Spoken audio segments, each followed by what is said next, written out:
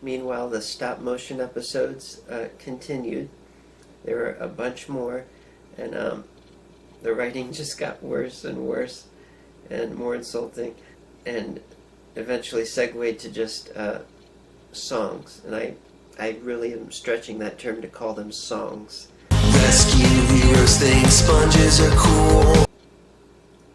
Remember, this is the same franchise that brought us We Are Many, We Are One. How the Mighty Have Fallen. Billy made it, the blob was hard, he burned his bum. He's okay in the end. If you want to get more details on what these episodes consisted of, I'll include links below to my reviews of seasons 1 and 2 of this reboot series, including the stop-motion episodes that I wrote as and updated as they were coming out. 2020. Quite a year. The Rescue Heroes reboot was going into its second year, and they had a new lineup planned, but they put that to the wayside. COVID happened. More notably, the lockdowns happened.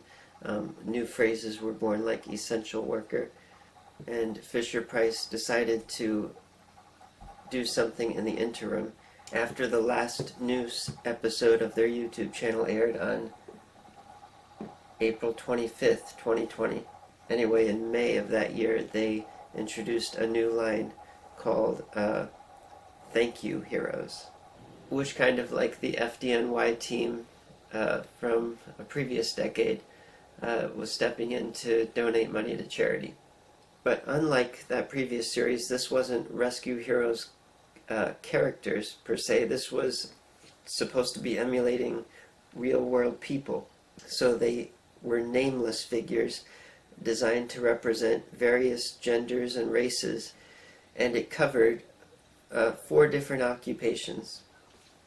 There were 3 in the medical field: a nurse, EMS,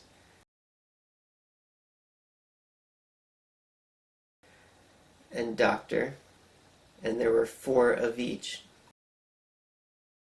as well as delivery driver, which became a big thing. It was already a growing business, but really took off during the time period when many people were staying home.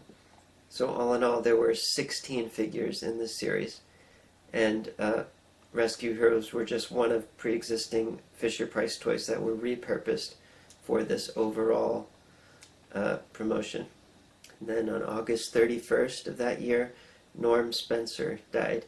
He was the voice of Billy Blazes for the 3 TV seasons and the movie, and he was also famous for being the voice of Cyclops on the X-Men cartoon. Joe Moticki, the original voice of Rocky Canyon, also posted about it.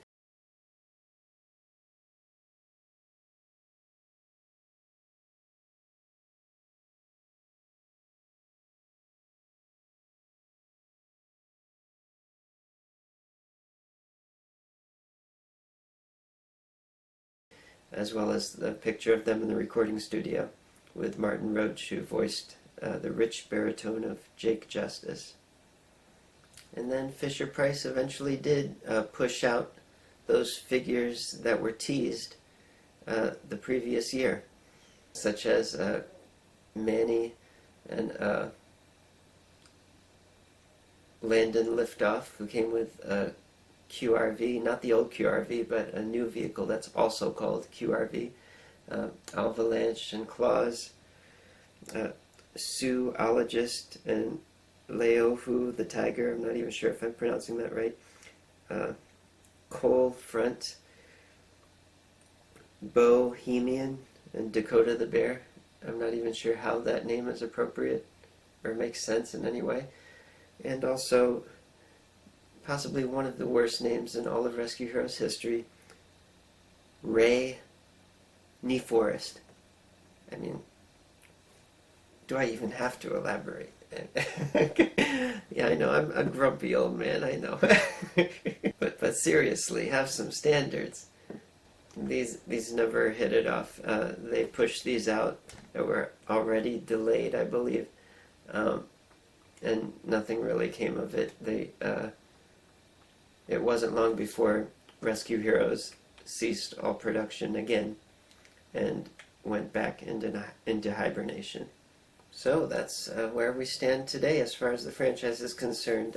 They haven't come back yet, but there is some things to share.